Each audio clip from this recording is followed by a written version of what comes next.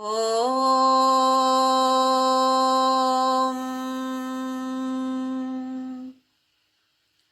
శుక్లాంబరధరం విష్ణుం శశివర్ణం చతుర్భుజం ప్రసన్నవదనం ధ్యాయేత్ సర్వవిఘ్నోపశాంతయే.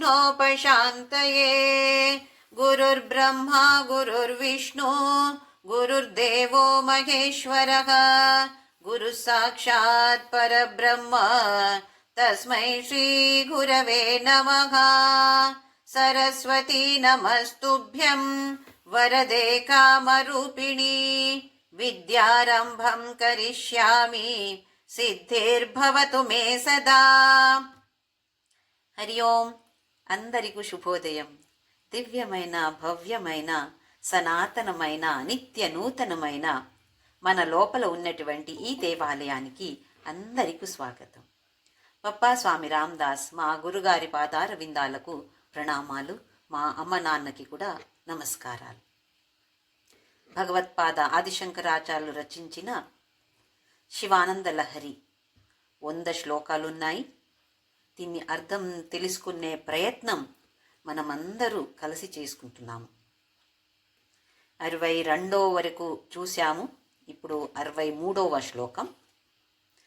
మార్గావర్తిత పాదుకా పశుపతేః అంగస్య కూర్చాయతే గండూషాంబునిషేచనం పురరిపోః దివ్యాభిషేకాయతే కించిద్ భక్షిత మాంసశేషకబలం నవ్యోపకారాయతే భక్తి కిం న కరోత్యహో వనచరో భక్తావతంసాయతే. ఇందులో ఆదిశంకరాచార్యులు గడిచిన ఒక ఘటన అందరూ విని ఉండొచ్చు. కన్నప్ప అని బోయ వంశస్థుడు వేటగాడు. అందులో బోయ రాజు కొడుకు అంట. ఆయన పేరు తిన్నన్ అని ఉండింది. తమిళనాడులో ఉన్నవాడు. చిన్నప్పటి నుండి ఏ పదాలు విన్నాడు అంటే చంపు, అక్కడ షూట్ చేయి, ఇలాంటి పదాలే విన్నాడు. ఎందుకంటే బోయ వంశస్థుడు కదా, వాళ్ళకి అదే ఉద్యోగం, వాళ్ళ పని అది. కొంచెం పెద్దగా అయిన తరువాత ఒక్కడే వెళ్ళేవాడు వేటాడడానికి. ఒక్కరోజు అడవిలో ఒక శివలింగం కనపడుతుంది. ఈయనకి ఏ విద్యాభ్యాసము లేదు, ఏ గ్రంథాల్ని చదవలేదు. పూజ ఎట్లా చేయాలో పద్ధతి ఏంటో ఏమీ తెలియనివాడు. నాగరికత ఆధునికత అంటే ఏంటో అని తెలీదు. ఏ మేనర్స్ కూడా తెలీదు. కానీ ఆ శివలింగాన్ని చూడంగానే ఏదో ఒక ప్రేమం, లోపల నుండి ఒక ప్రేమం అనుభవించాడు. ఎందుకో తెలీదు, కానీ దీనికి నేనిప్పుడు ఒక పూజ చెయ్యాలి. ఏ పద్ధతి కూడా తెలియనివాడు. అయ్యో, చాలా దుమ్ముగా ఉంది అని అనుకొని అక్కడ దగ్గర ఒక చిన్నగా ఒక నది ప్రవహిస్తూ ఉండింది. నీళ్లు తీసుకురావడానికి ఏ గిన్నె లేదు. అడవిలో వేటాడటానికి వెళ్ళిన వాడితో గిన్నె ఎక్కడ ఉంటుంది? కానీ అక్కడి నుండి నీళ్లు తీసుకురావాలి కదా. ఏం చెయ్యాలి అని ఆలోచించి నోరు నీటితో నింపి వస్తాడు. ఇక్కడ వచ్చి ఉమ్మేస్తాడు. తరువాత బాగా క్లీన్ చేస్తాడు. క్లీన్ చేసి అయింది. ఇప్పుడు ఇంకా ఆయనకి ఆకలి వేస్తూ ఉంటే, ఓహో, ఈ శివుడికి కూడా ఆకలి ఉండొచ్చు కదా, అయితే ఏదో ఇవ్వాలి కదా, ఆహారం ఇవ్వాలి కదా. నైవేద్య అని అట్లా పెద్దగా ఏమీ తెలియనివాడు అక్కడ ఆ అడవిలో దొరికే ఏ పండ్లు ఏమని ఉండిందో అది తీసుకొచ్చి పెట్టేవాడు. ఇంకా చంపేసిన ప్రాణుల మాంసం, అప్పుడు అక్కడ వండడం కూడా తెలియని టైం అది. మన గ్యాస్ స్టవ్ అలాంటివి ఏమి లేవు కదా. అయితే అలాగే కొంచెం టేస్ట్ చూసి బాగుంది అంటే నువ్వు కూడా తీసుకో శివ అని శివుడికి కూడా ఇచ్చేవాడు. శివలింగంలో ఆయన శివుడిని చూశాడు. ఆ శివుడికి ఇది నైవేద్యంగా పెట్టేవాడు. రోజు ఇలాగే జరిగింది. కొన్నేళ్ళు అయిన తరువాత శివుడికి ఒక ఆశ పుట్టింది. ఈయన ఒకసారి పరీక్ష చేయాలి, భక్తి ఎంత ఉందో అని పరీక్ష చేయాలి అని ఒక ఆలోచన వచ్చిందంట శివుడికి. ఏం చేస్తాడు అంటే, ఒక్కరోజు యథాప్రకారం తిన్నను వచ్చాడు. వచ్చి నీళ్లు ఎలా చేశాడు, క్లీన్ చేశాడో మనం చూసాము ఇప్పుడే. అలాగే రోజు చేసేవాడు, ఈరోజు కూడా అలా చేశాడు. చేసిన తరువాత మాంసం తిని చూశాడు. ఓహో, బాగా టేస్టీగా ఉంది, తిను శివ, నువ్వు కూడా తీసుకో అని పెట్టాడు. పెట్టి తల ఎత్తి చూస్తే ఆ శివలింగంలో కళ్ళు ఉన్నటువంటి ప్లేస్లో ఆ జాగం నుండి రక్తం కారుతుంది. అయ్యయ్యో, శివుడి కళ్ళకి ఏమో అయింది, రక్తం కారుతుంది అని అనుకొని, ఇప్పుడు కళ్ళే లేవేమో శివుడికి అని అనుకొని ఒక కళ్ళు తీసి అక్కడ ఆ శివలింగంలో అమరుస్తాడు, అతికేస్తాడు. అప్పుడు ఆ రక్త కారేది తగ్గిపోయింది. ఓహో, బాగా సంతోషం పడ్డాడు. ఓన్ కళ్ళు ఇచ్చాడు, వేరే వాళ్ళు ఎవరిది కళ్ళు కాదు ఇచ్చింది, ఆయనదే కళ్ళు తీసేసి అక్కడ ఇచ్చాడు, శివుడికి ఇచ్చాడు. సంతోషం పడుతూ ఉంటే ఇంకా రైట్ సైడ్ కళ్ళు ఎక్కడ ఉండొచ్చో శివలింగంలో అక్కడ రక్త కారడం మొదలైంది. అయ్యో, ఇంకొక కళ్ళు కూడా ఏమో అయింది అని అనుకొని ఇది తీయడం మొదలు పెడతాడు. ఇంకొక కళ్ళు ఉంది కదా. కానీ ఒక ఆలోచన వచ్చింది, ఇది తీస్తే నాకు ఎక్కడ దీన్ని అతికించాలో నాకు తెలియదు కదా, ఆ ప్లేస్ తెలియాలి కదా నాకు, అది ఎట్లా మార్చేయడం ఇప్పుడు అని అనుకొని కాళ్ళు పాదాలకి, అప్పుడు ఆ సమయంలో ఒక పాదరక్ష ఉండింది.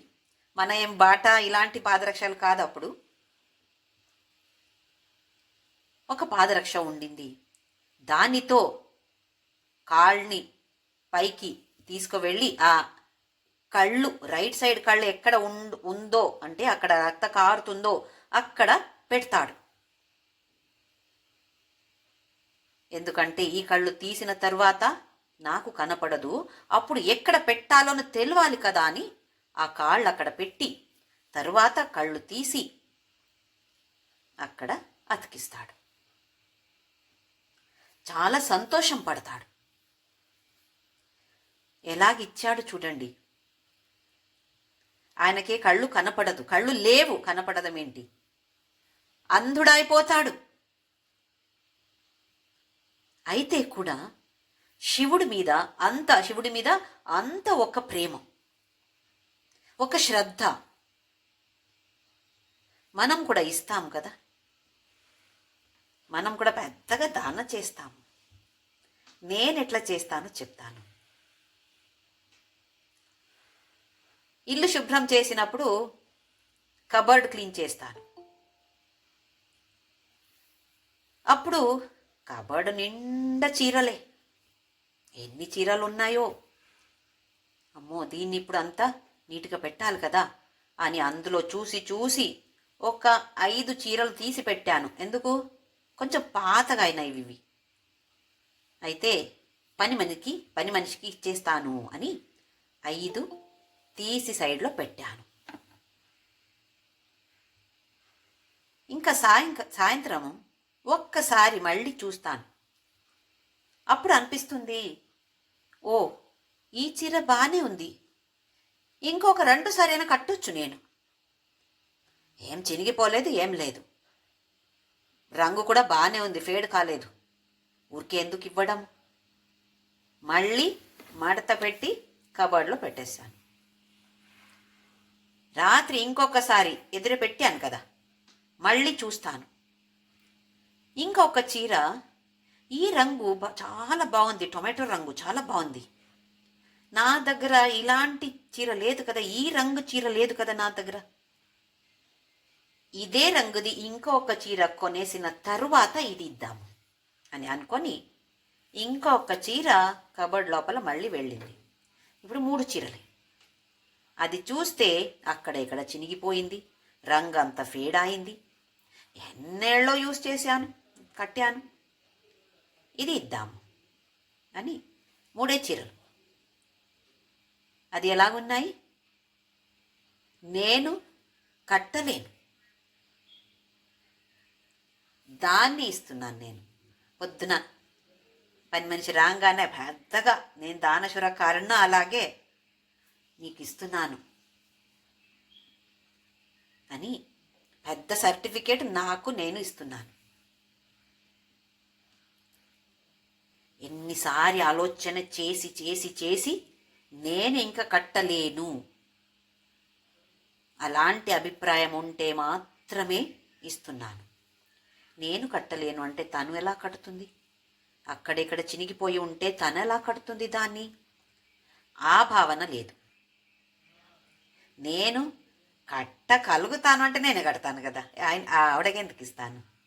ఇలాంటి అభిప్రాయం నాకు. ఈ తిన్నను ఎలాగున్నాడు? కళ్ళు తీసి ఇచ్చాడు, అది 1, 2 కళ్ళు కూడా. నేను అంధుడైపోతాను, నాకేమి కనపడదు, తరువాత నేనలా బ్రతుకుతాను, నా భవిష్యం ఏంటి అని ఒక్క ఆలోచన రాలేదు. అలాంటి ప్రేమ శివుడి మీద ఉండింది. అది చూసి శివుడు ప్రత్యక్షం అవుతాడు. అక్కడ ప్రత్యక్షమై 2 కళ్ళు కూడా వెనక ఇచ్చేస్తాడు. ఆ తరువాత ఆయనకి ఏ చదువు లేదు, ఏ గ్రంథాల్ని చదవలేదు, ఉపనిషత్ అంటే ఏంటో అస్సలు అలా ఒకటి ఉంది అని కూడా తెలియనివాడు. ఎన్నో మంచి పద్యాలు రాస్తాడు. ఆయనకి కళ్ళు ఇచ్చాడు కాబట్టి తిన్నన్ పేరు పోయి కണ്ണన్ లేదా కన్నప్ప అని పేరు వచ్చింది. శివుడి చాలా మంది భక్తులు, అంటే చాలా విశ్వాసం ఉన్నటువంటి భక్తులు 63 మంది ఉన్నారు. వాళ్ళకి నాయనార్ అని పేరు. అదే విష్ణు భక్తులు అలాంటి వాళ్ళు, అంటే పదాలు రచించేవాళ్ళు. శివుడు భక్తులు చాలామంది ఉన్నారు, కానీ ఇలాంటి పదాల్ని రచించి భక్తితో ప్రేమంతో పాడేవాళ్ళు. విష్ణు భక్తులకి పేరు ఆళ్వార్ అని. అదే శివుడి భక్తులైతే కవి రచించి, పదాలు రచించి దాన్ని పాడేవాళ్ళు, వాళ్ళకి పేరు నాయనార్. 63 నాయనార్లు ప్రసిద్ధంగా ఉండేవారు అప్పుడు. అయితే ఈయన కూడా కన్నప్ప నాయనార్ అని ప్రసిద్ధిగా, ఇప్పుడు కూడా చాలామంది, అందరికీ ఈ కథ తెలుసు. ఆ కథ గురించి ఇక్కడ ఈ శ్లోకంలో ఆదిశంకరాచార్యులు చెప్తున్నారు. మార్గావర్తిత పాదుకా పశుపతే అంగస్య కూర్చాయతే. కూర్చ అంటే దర్భ. ఇప్పుడు కలశ స్నానం మనము చెయ్యాలి అంటే మన మీద తలకి దర్భ పెట్టి తరువాత కలశ స్నానం ఇస్తారు. దర్భానికి మన సనాతన ధర్మంలో ప్రాముఖ్యత ఇచ్చారు. అయితే ఇక్కడ శివుడికి ఏది దర్భ అంట? మార్గావర్తిత పాదుక. ఆ వేటగాడు పాదరక్షాల్ని ఉపయోగించాడు. ఆ ఉపయోగించిన పాదరక్షాలతో పాదాన్ని అక్కడ పెడితే అది దర్భ మనము తల మీద పెట్టట్లేదా, అలా ఉండిందంట. పాదరక్ష కూడా ఉంది కదా. ఎక్కడ పెట్టాడు? శివలింగంలో కళ్ళు ఎక్కడ ఉండొచ్చో, ఏ భాగంలో కళ్ళు ఉండొచ్చో అక్కడే రక్త కారడం మొదలైంది. అందుకే అక్కడ పెట్టాడు. కానీ అది చూడటానికి శివుడి తల మీద పెట్టిన దర్భ అయింది. గండూషాము నిషేచనం పురరిపోహో దివ్య అభిషేకాయతే. గండూషాము అంటే నోరులో మనము ఆయన నీళ్లు, నిండా నీళ్లు అది తీసుకువచ్చి అక్కడ పోస్తే అది ఏమైంది? దివ్య అభిషేకం అయింది. మనమేమో అభిషేకం చేయాలంటే ఏదో ఒక కలశ, ఎలాంటి కలశాలు మనకు కావాలి? వెండి కావాలి. వెండిది వచ్చానండి నేను దేవుడి కోసం కదా. ఇది దేవుడి కోసం కాదు, మన అహంకారం. దేవుడి కోసం చేయకూడదని కాదు, ప్రేమంతో భక్తితో చేస్తే చాలా మంచిది. అది మన ప్రశ్న మనము వేసుకోవాలి, మనకే వేసుకోవాలి. ఇది నేను అహంకారంతో చేస్తున్నానా లేదా ప్రేమంతో చేస్తున్నానా? ఇది చాలా ముఖ్యం. అక్కడ ఆయన నోరు నీటితో నింపి అక్కడ వచ్చి ఉమ్మేసి అది దివ్యమైన అభిషేకం అయిందంట. కించిత్ భక్షిత మాంస శేష కబలం నవ్యోపహారాయతే. నవ్య కొత్త ఉపహారం, స్నాక్స్ శివుడికి. ఏంటది? భక్షిత మాంస శేష కబలం. భక్షిత అంటే తినేసి ఏం మిగిలిందో శేష ఆయన తిన్నాడు. తిని టేస్ట్ చూసి ఇచ్చాడు. ఏమిచ్చాడు? ఏదో పెద్ద పాయసం ఇవ్వలేదు, ఏదో పంచభక్ష పరమాన్నం ఇవ్వలేదు, మాంసాన్ని ఇచ్చాడు. అలాంటి టేస్ట్ చూసి ఏం మిగిలిందో ఆ మాంసం ఇస్తే అది నవ్య ఉపహారం అయింది. భక్తి కిం న కరోత్యహో వనచరో భక్తావతంసాయతే. భక్తితో చేసినది ఏదైనా శ్రేష్టంగా ఉంటుంది. ఏది అసాధ్యం? భక్తితో చేస్తే ఏదైనా చేస్తే కూడా అది శ్రేష్టంగా ఉంటుంది. ఇంకా ఏది కూడా అసాధ్యం కాదు. ఆదిశంకరాచార్యులు మనకిక్కడ ఏం చెప్తున్నారు అంటే, పుట్టిన జాతి ఏదైనా పర్లేదు. ఈయన బోయ జాతి. ఇంకా అయ్యో నాకు ఉపనిషత్తు రాదు, నాకు ఏ స్తోత్ర రాదు, వాళ్ళకి అన్నీ వస్తున్నాయి, వాళ్ళు చదువుతున్నారు, నాకు చదువు రాదు, విద్యాభ్యాసం లేదు. ఈయనకి ఏ విద్యాభ్యాసం ఉండింది? తిన్ననికి ఏ విద్యాభ్యాసం ఉండింది? దేని గురించి జ్ఞానం ఉండింది? ఏ ఉపనిషత్తు చదవలేదే. పూజ చేసే పద్ధతి కూడా తెలీదు. అయితే ఇలాంటి ఒక ఇన్ఫీరియారిటీ కాంప్లెక్స్ అని అంటారు. వాళ్ళకంత వచ్చండి, నాకేమి రాదు అని ఉంటుంది కదా. అలాంటి భావన వచ్చే అవసరమే లేదు.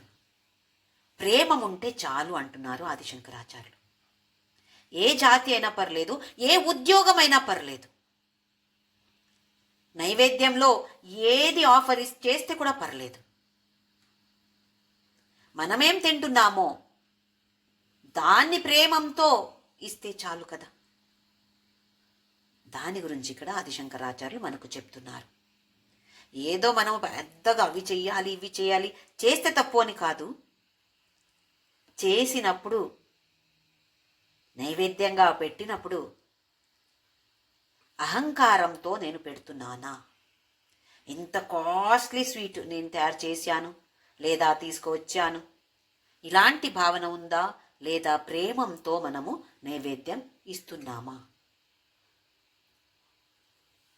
ఆ కాలంలో ఒక్క కథలో చెప్తున్నారు శంకరాచార్యులు, ఉండినప్పుడు కాళహస్తిలో ఇది జరిగింది అంటున్నారు. కానీ దానికి ఏ విట్నెస్ ఏమి లేదు, సాక్షి ఆధారం ఏమి లేదు. సమదర్శన దీని గురింట చెప్తున్నారు. అందరినీ ఒకే విధంగా భగవంతుడు చూస్తాడు. అయితే మనము కూడా చూడాలి కదా, అందరినీ సమానంగా మనము కూడా చూడడం నేర్చుకోవాలి. 64వ శ్లోకం. వక్షస్థాడనమంతకస్య కఠినాపస్మార సంవర్ధనం బుభృత్పర్యటనం నమత్సురశిరః కోటీర సంఘర్షణం కర్మేదం మృదులస్య తావకపద ద్వంద్వస్య కిం వోచితం మచ్చేతో మణిపాదుకా విహరణం శంభో సదాంగీకురు. వక్షస్థాడనం అంతకస్య కఠినాపస్మార సంవర్ధనం బుభృత్పర్యటనం నమత్సురశిరః కోటీర సంఘర్షణం కర్మేదం మృదులస్య తావకపద ద్వంద్వస్య కిం వోచితం మచ్చేతో మణిపాదుకా విహరణం శంభో సదాంగీకురు. వక్షస్థాడనం అంతకస్య. ఇంకొక కథ వస్తుంది ఇక్కడ, మార్కాండేయ కథ, అందరికీ తెలిసే ఉండొచ్చు. మృకండు మరుద్వతి అని ఋషి దంపతులు ఉండేవారు. వాళ్ళకి పిల్లలే పుట్టలేదు. శివుడి ధ్యాన, పూజ, జప, నామస్మరణ అంత చేస్తే శివుడు ప్రత్యక్షమవుతాడు. ఏం కావాలి మీకు అని అడిగితే పిల్లలు లేరు, ఒక కొడుకు కావాలి అన్నారు. శివుడు మళ్ళీ ప్రశ్న అడుగుతాడు. ఒక మంచి కొడుకు, కానీ 16 సంవత్సరాలు మాత్రమే ఆయుస్సు ఉంటుంది, ఇది కావాలా? లేదా ఇంకొక చాయిస్ ఏంటంటే కొడుకు కానీ మంచి బుద్ధివాడు కాదు, నా మీద ఏ ప్రేమము ఉండదు, అలాంటివాడు కానీ 100 సంవత్సరాలు బతుకుతాడు, ఎలాంటి కొడుకు మీకు కావాలి అని అడిగితే 16 సంవత్సరాలు బతికితే కూడా పర్లేదు, కానీ మంచి కొడుకే కావాలి, మంచి బుద్ధి ఉండిన కొడుకు కావాలి అని అన్నారు. తథాస్తు అని అంటాడు శివుడు. కొడుకు పుడతాడు. మార్కాండేయ అని పేరు. మృకండుకి కొడుకు కాబట్టి మార్కాండేయ అని పేరు. చాలా భక్తి, శివుడి మీద చాలా భక్తి, ప్రేమం. ఎప్పుడు చూస్తే ఓం నమ శివాయ అని చెప్పేవాడు. ఇంకా ఋషి దంపతులు, తల్లిదండ్రులు బాగా శివుడి కథలు, భజనలు అన్నీ నేర్పిస్తారు. జ్ఞానం చాలా ఉంటుంది. 16 సంవత్సరాలు గడిచింది. ఇంకా దంపతులకి, ఈ తల్లిదండ్రులకి టెన్షన్ మొదలవుతుంది. ఎప్పుడు చనిపోతాడో, ఇంకా ఏంటి, ఇంకొక 2 రోజులే అని. ఈ కొడుకు మాత్రం ఏ భయం లేకుండా శివ ధ్యానంలో ఉంటాడు. ఇప్పుడు కరెక్ట్గా 16 సంవత్సరాలు తీరిపోయింది. ఆ సమయంలో శివలింగ దగ్గర కూర్చొని పూజ, అభిషేక ఇవంతా చేసి ఆ శివలింగాన్ని గట్టిగా కౌగిలించి ఉంటాడు. టైం అయిపోయింది, యమకింకరులు వచ్చారు, కానీ ఏమి చేయలేకపోతారు. వెళ్ళి యముడి దగ్గర వెళ్ళి చెప్తారు, మేమేం చేయలేకపోతున్నాము, సరే నేనే వస్తాను అని. యముడే వస్తాడు. అంతకుడు అని పేరు, హంతకుడు కాదు, అంతకుడు. వచ్చి పాశ వేస్తాడు. పాశ వేసినప్పుడు మార్కాండేయ తల మీద అలాగే శివలింగం మీద కూడా పడుతుంది. దాన్ని లాగుతాడు. ఇప్పుడు శివుడి మీద కూడా పడిందా పాశ? అప్పుడు శివుడు కోపంతో వచ్చి యముడి వక్షస్థలాన్ని తన్నేస్తాడు.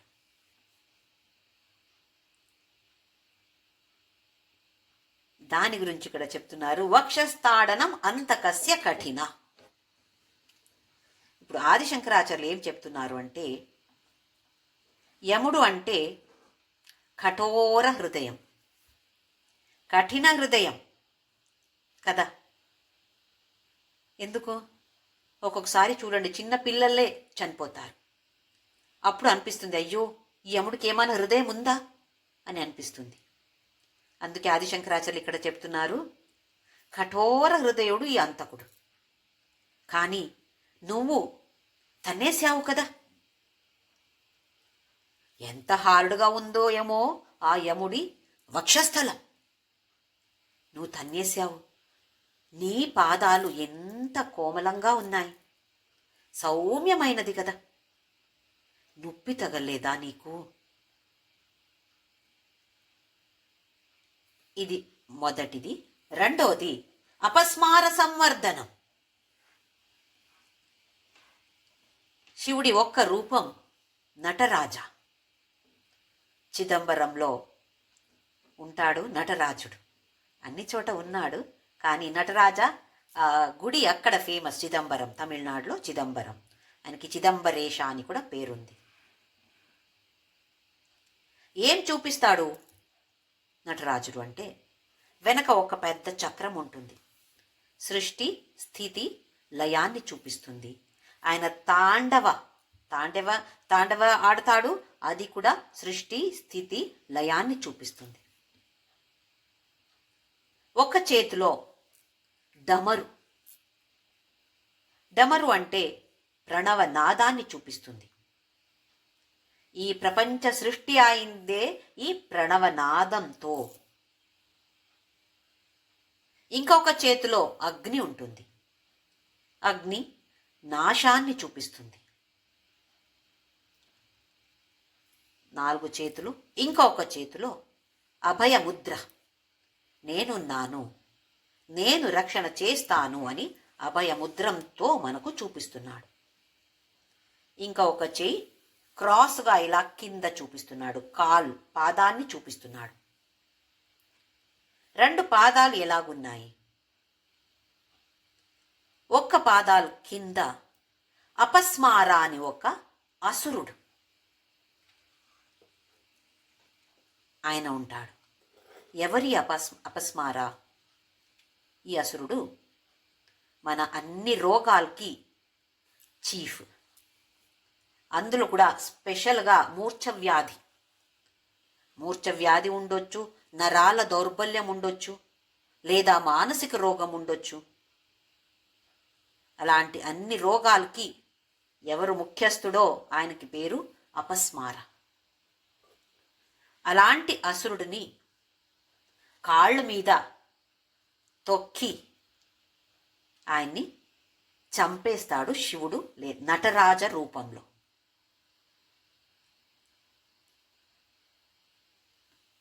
ఆ అసురుడు ఎలా ఉండొచ్చు? ఈ అన్ని రోగాలకి ముఖ్యస్థుడు అంటే ఆయన కూడా ఎంతో కఠినంగా ఉండొచ్చు, కఠోరంగా ఉండొచ్చు, హార్డ్గా ఉండొచ్చు. అయ్యో నీ పాదాలు ఆయన నలవాలి అంటే ఎంత నొప్పేసిందో శివ నీకు. ఇది రెండోది. మూడోది భూభృత్పర్యటనం. మొత్తం భూమి తిరగాలి, పర్యటన చెయ్యాలి కదా నువ్వు. అందరిని చూసుకోవాలి. ఏ పర్వతాన్ని ఎక్కాలో కైలాసంలోనే ఉంటావు, హిమాలయ పర్వతాలు. మనమేమో చెప్పలి లేకుండా వెళ్ళలేము కదా. ఎలాగ వెళ్తున్నావు శివ నువ్వు అన్ని చోట? ఆ తర్వాత అది నమత్సుర శిర కోటీర సంఘర్షణం. ఎన్నో మంది దేవతలు నమస్కారం చేస్తూ ఉంటారు. ఎక్కడెక్కడ శివుడు కనపడతాడో అక్కడ అంతా నమస్కారం, సాష్టాంగ ప్రణామం చేస్తారు. కోటీలతో, కిరీటంతో. ఆ కిరీటాలు ఎలాగున్నాయి? రత్న పగడాలు అన్నీ ఉన్నాయి. కొన్ని చాలా షార్పుగా ఉండొచ్చు శివ. వాళ్ళు నమస్కారం చేస్తూ ఉంటే నువ్వు అక్కడ నడవాలి కదా. అప్పుడు ఈ కిరీటాలు నీ పాదాలకి తగిలి నీకు నొప్పి అవ్వట్లేదా? దానికి ఏం చేద్దాము? పరిహారం ఏంటి? ఏం పరిహారం చెప్తున్నారు ఆదిశంకరాచార్యులు? కర్మేద మృదులస్య తావక పద దందస్య కిం ఓచితం. ఇది ఉచితమా నీకు? చప్పలి లేకుండా నువ్వు నడుస్తున్నావే. సౌమ్య పాదాలు, కోమల పాదాలు, మృదులస్య తావక పద ద్వంద్వ. రెండు పాదాలు కూడా చాలా మృదుగా ఉన్నాయి. ఎంత కోమలంగా ఉన్నాయి. అయితే చప్పలి ఇప్పుడు ఇస్తున్నారు ఆదిశంకరాచార్యులు. తీసుకుంటావా? ఇది తీసుకో అని చెప్తున్నారు. ఏది? మచ్చేతో మణిపాదుకా విహరణం. నా మనస్సు. అది ఎలాంటి మనస్సు? అది కూడా మణి. ఏదో దేవతలు మాత్రమే కిరీటంలో మణి అంత ఉంటాయి అనుకుంటావా శివ? నా మనస్సు కూడా ఎంత మంచిగా తయారైంది ఇప్పుడు. ఎట్లా? నీ పూజ చేస్తున్నాను, నీ నామ సంకీర్తన చేస్తున్నాను, నామస్మరణ చేస్తున్నాను, ధ్యాన చేస్తున్నాను శివ. ఎంత మంచిగా ఉంది నా మనస్సు ఇప్పుడు. ఈ మనస్సుని నువ్వు పాదుకంగా స్వీకారం చేసుకో. సదా అంగీకారం చెయ్యి. నేను ఇస్తాను నీకు. నువ్వు యాక్సెప్ట్ చెయ్యాలి కదా శివ. చూడు, ఇది నువ్వు వేసుకుంటే ఇంకా నీ పాదాల రక్షణ నా మనసు చేస్తుంది. నా మనసు కఠినంగా ఉంది, కఠోరంగా ఉంది, అది హార్డ్గా ఉంది అంటే నీ పాదాల రక్షణ అవుతుంది కదా శివ. ఇది నీకు ఒక బెనిఫిట్, అందులో నాకు ఒక బెనిఫిట్ ఉంది శివ. నీ పాదాల్ని నా మనస్సులో నువ్వు పెట్టేస్తే నువ్వు నాతో ఉండినట్టే కదా. ఎల్లప్పుడూ నాతో ఉండినట్టే కదా. నా హృదయంలో నువ్వు ఎల్లప్పుడూ ఉన్నావంటే ఇంకా వేరేం కావాలి నాకు? నీకు లాభం, నాకు లాభం. అయితే దీన్ని అంగీకారం చేసుకో, యాక్సెప్ట్ చేసుకో శివ. ఎస్ అను. నేనిస్తాను. నా మనస్సుని నీ పాదుకంగా ఇస్తున్నాను. ఎంత ఒక మంచి ఊహన చూడండి. మనస్సుని పాదరక్షాలుగా ఉపయోగించుకో నువ్వు. అద్భుతమైనది. 65వ శ్లోకం. వక్షస్థాడన శంకయా విచలితో వైవస్వతో నిర్జరాః కోటీరోజ్వల రత్నదీపకలికా నీరాజనం కుర్వతే దృష్ట్వా ముక్తివధూస్తనోతి నిభృతాశ్లేషం భవానీపతే యచ్చేతస్తవ పాదపద్మభజనం తస్యేహ కిం దుర్లభం. వక్షస్థాడన శంకయా విచలితో వైవస్వతో నిర్జరా కోటీరోజ్వల రత్నదీపకలికా నీరాజనం కుర్వతే దృష్ట్వా ముక్తివధూస్తనోతి నిభృతాశ్లేషం భవానీపతే యచ్చేతస్తవ పాదపద్మభజనం తస్యేహ కిం దుర్లభం. వక్షస్థాడన శంకయా విచలితో వైవస్వతః. వైవస్వత అంటే యమధర్మరాజు. ఇప్పుడే కథ చూశాము. శివభక్తుడు దగ్గర రావడానికి యముడు చాలా భయపడతాడంట. ఎందుకు? ఒక్క అనుభవం అయిందా, అమ్మో తన్నేస్తాడు శివుడు నన్ను. వద్దు వద్దు, నేను వెళ్ళను. ఆ తాడన శంకయ, వక్షస్థాడన శంకయ, ఆ శంక ఉంది. అమ్మో, నన్ను తనేస్తాడు, వద్దు వద్దు అని విచలిత. అక్కడి నుండి వెళ్ళిపోతాడంట శివుడు, యమధర్ముడు. వైవస్వత అంటే యముడు. నిర్జరాహ కోటిరోజ్వల రత్న దీపకలిక నీరాజనం కుర్వతే. ఇప్పుడే చూసినట్టు అందరూ దేవతలు నమస్కారం చేస్తూ ఉంటారు. అప్పుడు వాళ్ళు కిరీటాలు జగ్ జగ్ జగ్ జగ్ ప్రకాశంగా ఉంటాయి. అన్ని రత్నాపగడాలు అన్నీ ఉంటే జగ్ జగ్ జగ్ జగ్ అని అంటుంది. అది ఎలా ఉంది అంటే నీరాజనం చేసినట్టుంది.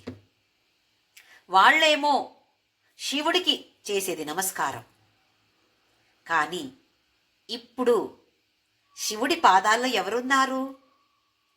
శివభక్తుడున్నాడు. పాదరక్ష ఎవరిది? మన మనస్సు కదా అక్కడ పాదరక్షంగా ఉన్నది, మన మనస్సు. అయితే ఈ అందరు దేవతలు నీరాజన శివభక్తుడికి చేసినట్టు ఉందంట. కోటీర ఉజ్వల రత్న దీపకలిక, ఉజ్వలమైన దీపకలిక, కలిక అంటే మాల, దీపాల మాలలతో నీరాజన చేసినట్టు ఉంది. దృష్ట్వా ముక్తి వధూస్తనోతి నిభృతాశ్లేషం భవానీపతే. ఇప్పుడు ఆలింగనం ఎవరు ఆలింగిస్తున్నారు? ముక్తి వధు, కొత్త వధు, నూతన వధు. ఎవరిది? ముక్తి. ముక్తి అనే నూతన వధు ఆలింగన ఇస్తుంది. ఆశ్లేష అంటే కౌగలించడం లేదా ఆలింగన చేయడం. ఎవరిని? శివభక్తుడిని. యచ్చేతత్తవ పాద పద్మ భజనం తస్యేహ కిం దుర్లభం. ఎవరి మనస్సు ఎల్లప్పుడు కూడా నీ పాదాల మీద పడి ఉంటుందో శివా, అలాంటి వాడికి కిం దుర్లభం, ఏమి అసాధ్యం. ఏది కావాలంటే అది దొరుకుతుంది, ఏది కూడా దుర్లభం కాదు. ఆదిశంకరాచార్యులు మనకు ఏం బోధిస్తున్నారు అంటే, శివుడి పాదాల మీద మనస్సుని పెడితే నాకు అది శివ, ఇది ఇవ్వు శివ అని అడిగే అవసరమే లేదు. మనం అడుగుతాం కదా, ఒక పెద్ద లిస్ట్ ఉంటుంది. మనకు ప్రార్థన అంటే ఏంటి? ఒక 2 శ్లోకాలు దడదడడా అని చెప్పేసి పఠన చేసి తరువాత అది ఇవ్వు, ఇది ఇవ్వు, ఇలా చెయ్యి, అలా చెయ్యి, అంత పెద్ద ఆర్డర్ ఇస్తాం మనము శివుడికి. అది చెయ్యాలి శివుడు. నువ్వు ఇది చేస్తే నేను ఇన్నిసారి విష్ణు సహస్రనామ చదువుతాను, శివ సహస్రనామ చదువుతాను, లేదా ఇన్నిసారి జపం చేస్తాను, మెట్లెక్కి తిరుపతికి వస్తాను, నీ దర్శనం అక్కడ ఎక్కి మెట్లెక్కి చేస్తాను. ఎప్పుడు? నా కోరిక తీరితే. తీరకపోతే ఎందుకు చేయాలి? తీరితే కదా చెయ్యాలి. తీరకపోతే ఎంత మంచి బిజినెస్ చేస్తాం మనము దేవుడితో.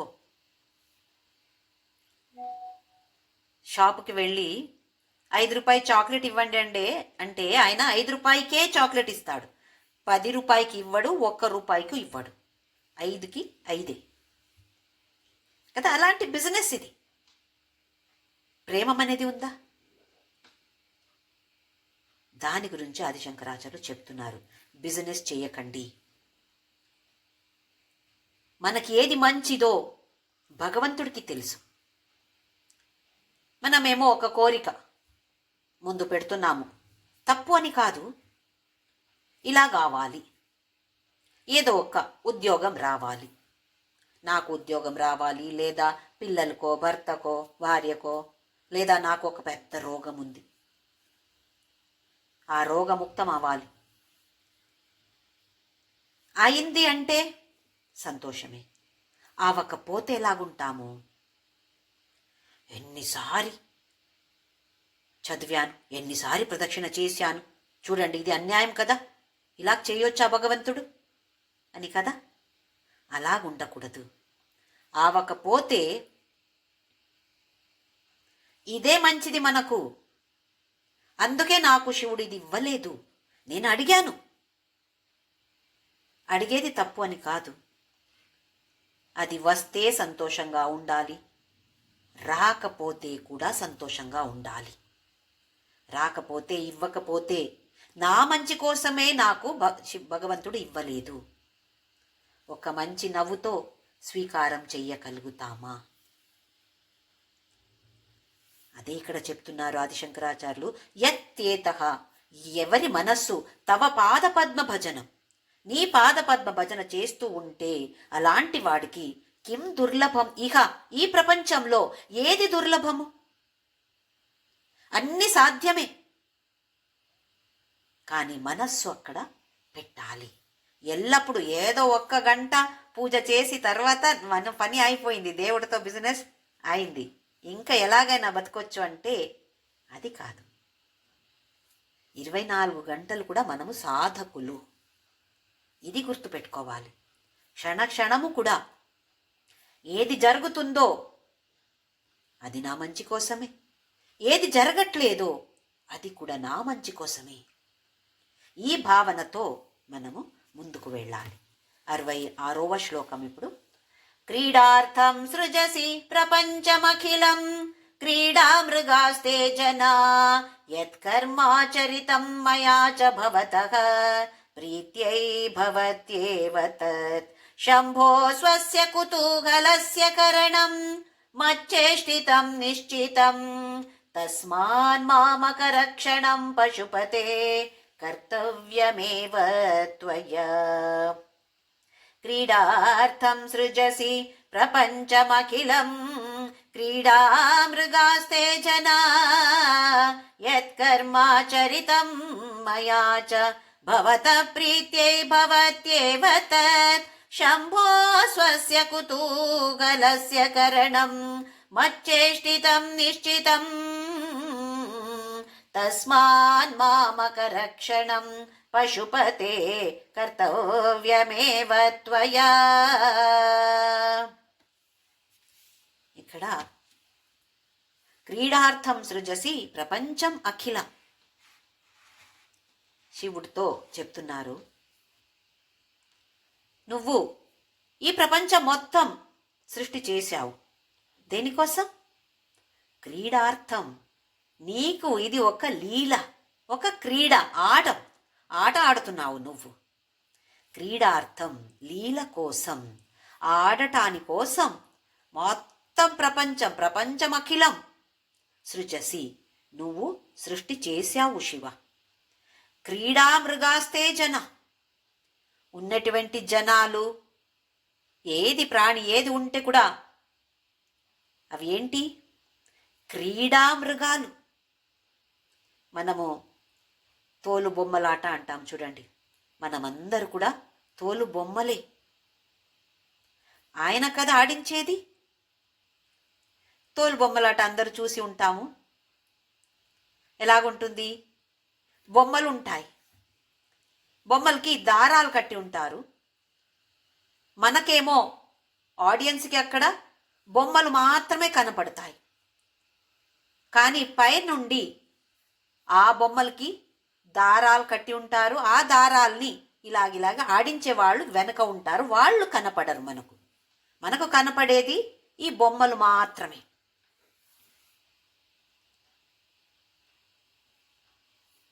అలాగే క్రీడామృగ, జనలందరూ కూడా క్రీడామృగ లేదా తోలు బొమ్మలు మాత్రమే. యత్కర్మాచరితం మయా చ భవతః ప్రీత్యై భవత్యేవ తత్. నేను చాలా పని చేశాను, చాలా కర్మాలు ఇప్పుడు కూడా చేస్తూ ఉన్నాను.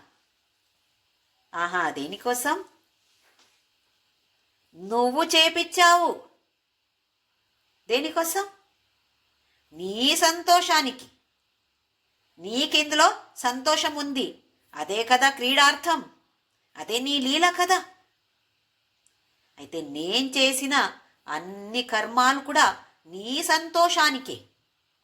నువ్వు నా ద్వారా చేపిచ్చావు. శంభో స్వస్య కుతూహలస్య కరణం మచ్చేష్టితం నిశ్చితం. నీ ఆసక్తి, ఇక్కడ కుతూహలం అంటే ఆసక్తి. నేను చేసిన కర్మమంతా నీకు చేయాలి అనిపించింది, చేపించాలి అనిపించింది, అందుకే చేయించావు. ఇది గ్యారెంటీ. నాకు తెలుసు శివ, ఇది నువ్వు చేపిస్తున్నావు అని. అయితే తస్మాన్ మామక రక్షణం పశుపతే కర్తవ్యం ఏవ త్వయా. ఏ కర్మ నేను చేస్తే కూడా నువ్వు చేపిస్తున్నావు, ఇది నాకు తెలుసు, మనకు తెలుసు.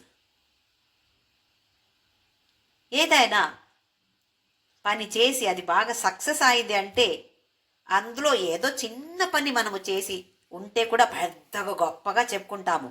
నేనున్నానండి అందులో, నేను కూడా చేశాను.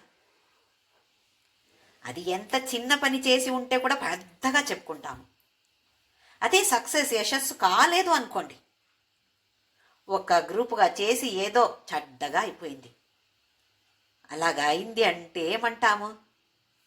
వాళ్ళు అలా చేశారు, నేను ఇలా చెప్పాను కానీ వాళ్ళు వినలేదు, అందుకే ఇలాగ అయింది కదా. అది ఎక్కడైనా విక్టరీ ఉందా? నేను చేశాను. విక్టరీ లేదో, తప్పుందో, వేరే వాళ్ళు చేశారు. నేను కొంచెమే, ఏదో ఒక్కరోజు వెళ్ళాను అంతే. ఇలా కాకుండా ఏ పని చేస్తే కూడా ఈశ్వరార్పణ బుద్ధితో చేయడము, దానికి ఉందో దాన్ని స్వీకారం ఎలా చేయాలి? ఈశ్వర ప్రసాద బుద్ధితో స్వీకారం చేస్తే కర్మయోగం అయిపోతుంది. మనము కర్మయోగిలవుతాము, లేకపోతే కర్మి. కర్మ చేసే వాళ్ళందరూ కర్మి అవుతారు. ఏమి తేడా? ఎవరు కర్మిగా ఉంటారో వాళ్ళకి ఆ కర్మ ఫల అంటుకుంటుంది. దీన్నే మనము వాసనాలు, సంస్కారాలు అని అంటాము. పెద్ద బ్యాగు. ఒక్క చిన్న పని చేస్తే దానికి ఒక ఫలం ఉంటుంది, ఆ బ్యాగులో వేసుకుంటున్నాము. అది మంచి పని ఉండొచ్చు, చెడ్డ పని ఉండొచ్చు, ఏదైనా దానికి ఫలాలున్నాయి, అది ఇక్కడ బ్యాగ్లో పెట్టేసుకుంటున్నాము. ప్రతి ఒక్క పనికి, ప్రతి ఒక్క శబ్దానికి, పదాలు, ఏ పదం ఉపయోగిస్తున్నామో దానికి ఒక ఫలం ఉంటుంది, ఆ ఫల బ్యాగులో చేరిపోతుంది. కర్మయోగికి ఏమవుతుంది? పని చేసే ఓ క్షణం ముందు భగవంతా నీకు అర్పణ చేస్తున్నాను, ఒక్క భావన వస్తే చాలు. చెప్పే అవసరం లేదు, ఏదో పెద్దగా మనం చెప్పే అవసరం లేదు, మనసులో ఒక భావన వస్తే చాలు. ఆ తరువాత దానికి ఒక రిజల్ట్ ఏముంటుందో చిన్నగా ఉదాహరణ చెప్పాలంటే, ఒక స్వీట్, ఒక మైసూర్ పాకు నేను చేస్తున్నాను అనుకోండి. చేసే ముందు కృష్ణ అర్పణ అంటాను, లేదా ఈశ్వరార్పణ, ఏదో ఒకటి చేసి తరువాత మొదలు పెడుతున్నాను. మైసూర్ పాకు చేస్తాను, చేసి నేను ఇలాగే వండితే మంచిగా రాదు, స్వీట్ రాలేదు, సరిగా రాలేదు, ఒక పీసుగా కూడా రాలేదు. అది ఒక్క రిజల్ట్. దాన్ని ఎలా స్వీకారం చేస్తున్నాను? అయ్యో ఇలాగైంది, అయ్యో ఇలాగైంది అని స్వీకారం చేస్తే కర్మి అవుతాను. సరి, నాకెలా తెలుసు అలా చేశాను, ఇలాగ వచ్చిందా, ఇది భగవంతుడు ఇలాగ చేపించాడు. అదే భావన మంచిగా, మైసూర్ పాక్ ఎంత టేస్టీగా వచ్చింది అంటే నేనే చేశాను అని భావన వస్తే కర్మి అవుతాం. చాలా టేస్టీగా వచ్చింది అంటే భగవంతుడు చేపించాడు. లేదు అస్సలు టేస్టే లేదు, బాగలేదు, పీస్ కూడా చేయలేకపోతున్నాను అంటే కూడా భగవంతుడే చేపించాడు. అంటే ఆ ఫలం వచ్చినప్పుడు ఆ రిజల్ట్, చేసిన పనికి ఒక రిజల్ట్ ఉంటుంది. ఆ రిజల్ట్ ఎలాగుంటే కూడా ఈశ్వర ప్రసాద బుద్ధితో మనము స్వీకారం చేస్తాము అంటే దీనికి ఒక ఫలం ఉంటుంది. ఈ మైసూర్ పాక్ ఎలా తయారైందో అది ఒక రిజల్ట్, చేసిన పనికి ఒక ఫలం ఉంటుంది. ఆ ఫలం మనల్ని అంటుకోదు. నేను ఈశ్వరార్పణ కృష్ణార్పణ ఏమి చేయలేదు, భగవంతుడి స్మరణమే రాలేదు, మైసూర్పాకు చేశాను, అది మంచిగా వచ్చిందో లేదా సరిగా రాలేదో ఏదైనా కూడా దానికి ఉన్న ఫల మనల్ని అంటుకుంటుంది. అందుకే ఏ పని చేస్తే కూడా నామస్మరణ చేస్తూ చేస్తూ పని చేయాలి. అప్పుడు ఆ భావన రావచ్చు, భగవంతుడా నీ కోసం చేస్తున్నాను. ఈ భావనతో చేయండి. మనమందరూ కూడా తోలు బొమ్మలలాగే, మనం చేసేది ఏమి లేదు. తేన వినా తృణమపినా చలతి, ఏది కూడా అటు ఇటు అవ్వదు. నువ్వు ఎస్ అంటేనే అది నడుస్తుంది. దీన్ని బాగా అర్థం చేసుకోవాలి మనము. అలాగుంటే దుఃఖం అనేది ఉండదు. 67వ శ్లోకం. బహువిధ పరితోష బాష్పూర స్ఫుట పులకాంకిత చారు భోగ భూమిం చిరపద ఫలకాంక్షి సేవ్యమానాం పరమ సదాశివ భావనాం ప్రపద్యే. బహువిధ పరితోష బాష్పూర స్ఫుట పులకాంకిత చారుభోగ భూమిం చిరపద ఫలకాంక్షి సేవ్యమానాం పరమ సదాశివ భావనాం ప్రపద్యే. బహువిధ పరితోష బాష్పూర, ఆనంద బాష్పాలు. బహువిధ అంట, ఎన్నో విధాలు. మనకు నొప్పి అంటే ఎన్నో విధాలు, ఎన్నో రకరకాల నొప్పిలు ఉన్నాయి. తలనొప్పి అంటే ఒక విధంగా ఉంటుంది, కాళ్ళు నొప్పి అంటే ఇంకొక విధంగా ఉంటుంది. నొప్పే, దాని గురించి ఎలా వర్ణన చేయాలి? తలనొప్పి అంటే ఎలాగుంది అని ఎలా వర్ణన చేయొచ్చా? చేయగలుగుతామా? అది అనుభవానికి వస్తే తెలుస్తుంది. ఓహో తలనొప్పి అంటే ఇలా ఉంటుందా అని అప్పుడు మనకు తెలుస్తుంది. అలాగే ఇక్కడ ఆదిశంకరాచార్యులు చెప్తున్నారు, ఈ శివుడి ధ్యానంలో ఉంటే, నామస్మరణ చేస్తూ ఉంటే, నామ సంకీర్తన చేస్తూ ఉంటే ఆనంద బాష్పాలు, ఒకరొకరికి ఒక్కొక్క విధంగా ఆనంద బాష్పాలు ఉండొచ్చు.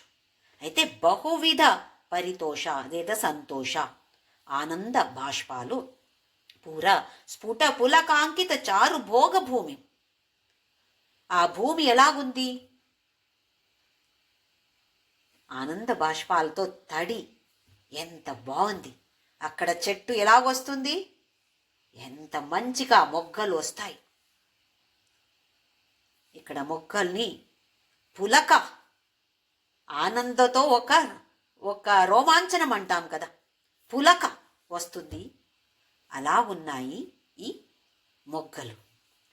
చిరపద ఫలకాంక్షి సేవ్యమానం, ఫల కావాలి. మొగ్గలు వస్తున్నాయి, పూలు వస్తున్నాయి, ఇంకా ఫలాలు వస్తాయి. ఎలాంటి ఫల? చిరపద ఫల, శాశ్వతమైన ఫల. శాశ్వతమైనది అంటే మోక్షమే. అలాంటి ఒక ఆకాంక్ష, మోక్ష కావాలి, మోక్ష నాకు కావాలి అని ఉన్నవాళ్ళు సేవ్యమానం, సేవిస్తూ ఉన్నారు. ఎవరిని? పరమ సదాశివుడిని. భావనాం ప్రపద్యే. ఇక్కడ భావన అంటే ధ్యానం. పరమ సదాశివుడి ధ్యానం చేస్తూ చేస్తూ ఇలా నేను పూజ చేస్తాను. ఎందుకు సదాశివ అన్నారు? పరబ్రహ్ముడి 5 రూపాలు బ్రహ్మ, విష్ణు, రుద్ర, ఈశ్వర, సదాశివ. ఒకరొకరికి ఒక్కొక్క ఉద్యోగం ఇచ్చేశారు. బ్రహ్మ మనకు తెలుసు సృష్టి, విష్ణు స్థితి, రుద్ర లయ, ఈశ్వర తిరోధాన. ఈ పద లలితా సహస్రనామంలో వస్తుంది. తిరోధానకరీశ్వరి, తరువాత సదాశివానుగ్రహత పంచకృత్యపరాయణ. 5 పనులున్నాయంట. సృష్టి, స్థితి, లయ. దీని గురించి మనకు తెలుసు. తిరోధాన అంటే ఎప్పుడు ప్రళయం అవుతుందో అప్పుడు మనము మన వాసన బ్యాగ్తో మనము మళ్ళీ బీజ రూపంలో వెళ్ళిపోతాము. దానికి పేరు తిరోధాన. ఇంకొక సృష్టి, ఇంకొక యుగం మొదలవుతుంది, సృష్టి అవుతుంది. అప్పుడు మళ్ళీ వస్తాం. అదే బ్యాగ్ మోసుకొని, ఏ మిస్టేక్ ఉండదు. వేరే వాళ్ళ బ్యాగు మనము మోసుకోము. మన బ్యాగు వేరే వాళ్ళు ఎవరు మోసుకోలేరు. మన బ్యాగుని మోసుకొని మనము మళ్ళీ పుట్టుతాము ఇంకొక యుగంలో. అయితే ఈ సదాశివుడు ఎలాగంటే, ఆ కర్మ ఫలాన్ని ఇప్పుడు చాలా చెడ్డ పని చేశాము అనుకోండి, దానికి ఫలం ఎలాగుంటుంది? పెద్ద పాపం. కానీ ఈ మెడిటేషన్, ధ్యానం, సదాశివుడు ధ్యానం చేస్తే ఆ ఫలాన్ని తగ్గిస్తాడంట. సంచిత పాప వినాశకలింగం తత్ప్రణమామి సదాశివలింగం. సదాశివ ఏం చేస్తాడు? అనుగ్రహ. తిరోధానకరీశ్వరి. అక్కడ లలిత మాతకి అది చెప్తాము. ఇక్కడ సదాశివుడు అనుగ్రహించి, అంటే ఇక్కడ అనుగ్రహం అంటే పుణ్యఫలం అలాగే ఉంటాయి, పాప ఫలాల్ని తగ్గించేవాడు సదాశివుడు. పరమ సదాశివ భావనాం ప్రపద్యే. అలాంటి సదాశివుడి ధ్యానంలో నేనుంటాను. మనకు ఆదిశంకరాచార్యులు ఇక్కడ చెప్తున్నారు, సదాశివుడి ధ్యానం చెయ్యండి. భజన, నామ సంకీర్తన అన్ని చేస్తూ ఉంటాము. అయిన తర్వాత కొంచెం సేపైనా ధ్యానంలో ఉంటే అనుగ్రహిస్తాడు. అది ఒక్క యుగానికి మాత్రమే కాదు, ప్రతి ఒక్కసారి మనం ఎన్నోసారి జన్మమెత్తామో, ఇంకా ఎన్నిసారి జన్మమెత్తాలో తెలీదు.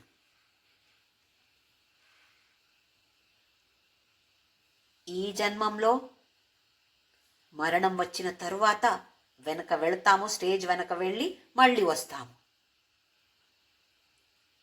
వచ్చేటప్పుడు మళ్ళీ ఆ బ్యాగ్ తీసుకొని వస్తాము. ఆ బ్యాగ్లో ఉన్నటువంటి తీసుకువచ్చే బ్యాగ్కి పేరు ప్రారబ్ధం. దాన్ని కూడా పాప ఫలాన్ని తగ్గించేవాడు. అలాగే వెనక ఒక పెద్ద బ్యాగ్ ఉంచేసి వస్తాం కదా, ఆ బ్యాగ్కి పేరు సంచిత. అందులో కూడా సంచిత పాప వినాశకలింగం. అన్ని పాపాల్ని నాశం చేస్తాడు, లేదా పాప ఫలాన్ని తగ్గించేవాడు సదాశివుడు. అలాంటి సదాశివుడు ధ్యానం మనమందరూ కూడా ఎంత వీలవుతో అంత చాలు. ఏదో గంట కూర్చోలేము, సరే పర్లేదు, ఒక్క 2 నిమిషాలు చాలు. రోజు ఒక్క 2 minutes కూర్చొని ధ్యానం చెయ్యగలుగుతాము అంటే ఎంతో మంచిది. అయితే నామస్మరణ చేస్తూ చేస్తూ ఎందుకు మనం కూడా ధ్యానం చేయకూడదు? ప్రయత్నం చేద్దాం. ఓం శ్రీరామ్ జయ రామ్ జయ జయ రామ్. ఓం శ్రీరామ్ జయ రామ్ జయ జయ రామ్. ఓం శ్రీరామ్ జయ రామ్ జయ జయ రామ్. ఓం శ్రీరామ్ జయ రామ్ జయ జయ రామ్. ఓం శ్రీరామ్ జయ రామ్ జయ జయ రామ్. ఓం శ్రీరామ్ జయ రామ్ జయ జయ రామ్. ఓం శ్రీరామ్ జయ రామ్ జయ జయ రామ్. ఓం శ్రీరామ్ జయ రామ్ జయ జయ రామ్. ఓం శ్రీరామ్ జయ రామ్ జయ జయ రామ్. ఓం శ్రీరామ్ జయ రామ్ జయ జయ రామ్. ఓం శ్రీరామ్ జయ రామ్ జయ జయ రామ్. ఓం శ్రీరామ్ జయ రామ్ జయ జయ రామ్. ఓం అసతో మా సద్గమయ तमसो मा ज्योतिर्गमय मृत्योर्मामृतं गमय ॐ शान्ति शान्ति शान्तिः लोका समस्ता सुखिनो भवन्तु लोका समस्ता सुखिनो भवन्तु लोका समस्ता सुखिनो भवन्तु।